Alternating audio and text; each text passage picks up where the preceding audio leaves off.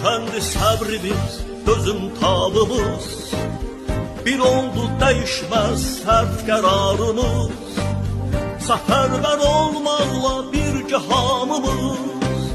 Bulduk kimliğini anlaya kafer. Kazandık savaşta gökleşen zafer. Müzeffer komandan yenilmez oldu. Kurtardı zilletten mahalı yurdu.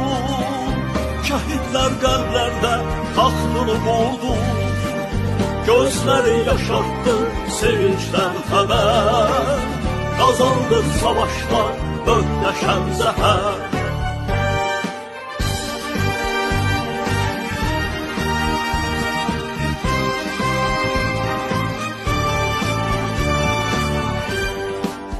Şimşekdeki yalının başında çaktı. Dönüp coşan çaya sel təki axdı. Üç renkli bayrağı Şuşaya taktı. Dünya Türk oğluna söyledi afer. Kazandık savaşta möhteşem zafer. Əsir torpaqları işğaldan azad etmeye kəsirə feryat amanda. Koyduk ortalığa sarsılmaz inan. Demir yumruk dolu sanki bir nefer. Kazandık savaşta möhteşem zafer.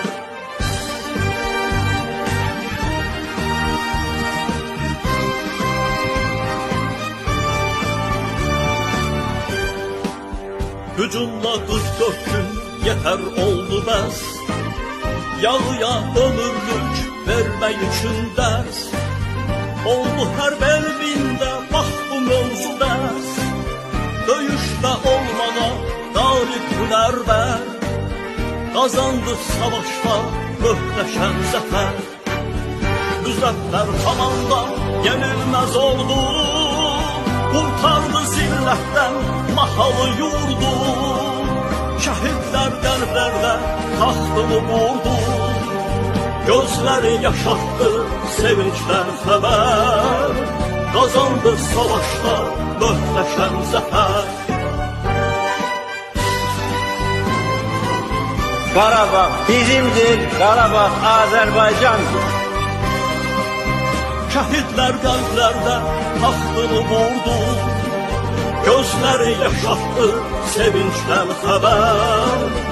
Kazandık savaşta möhteşem zafer.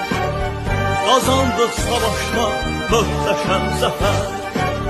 Kazandık savaşta möhteşem zafer.